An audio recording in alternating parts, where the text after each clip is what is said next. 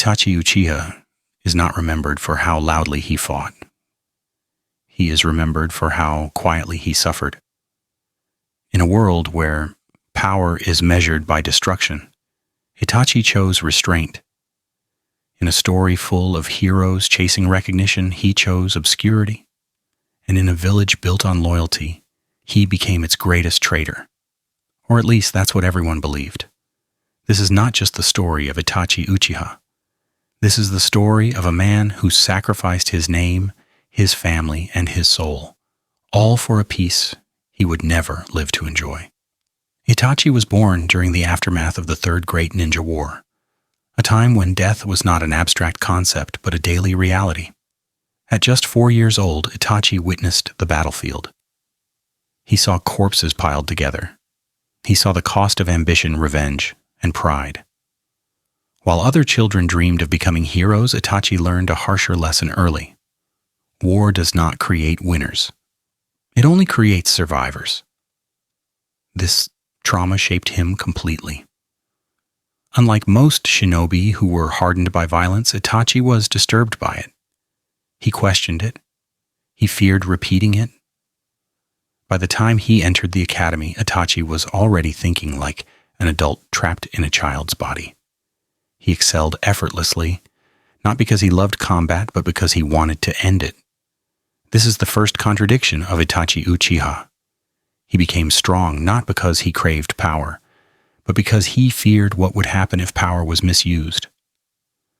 The Uchiha clan was powerful, proud, and deeply resentful.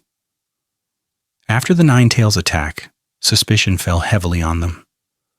The village isolated the Uchiha, pushing them to the outskirts, both physically and politically.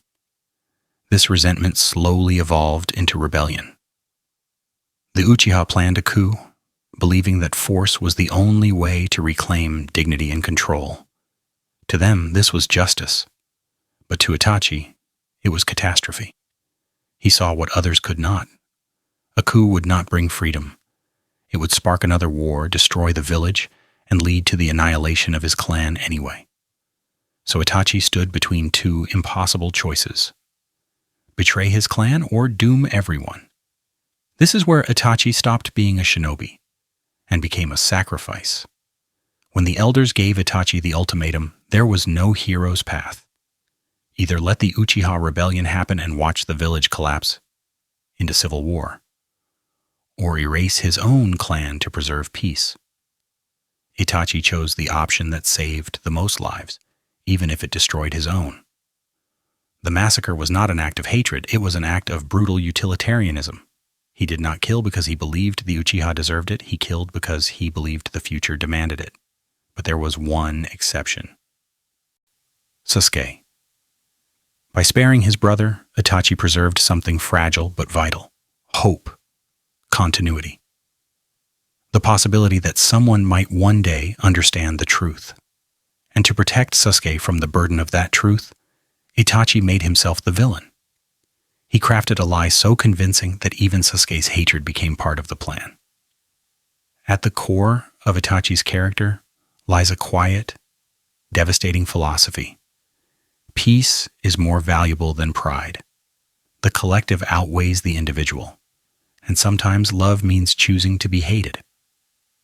Itachi rejected the shinobi world's obsession with honor and recognition.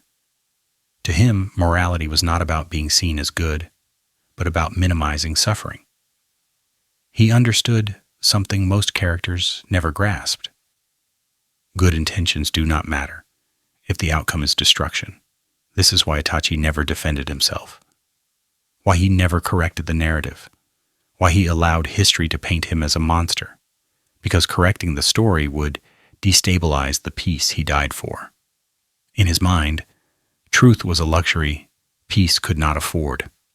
Psychologically, Itachi is one of the most tragic figures in anime. He suffered from survivor's guilt, chronic self-blame, and emotional repression.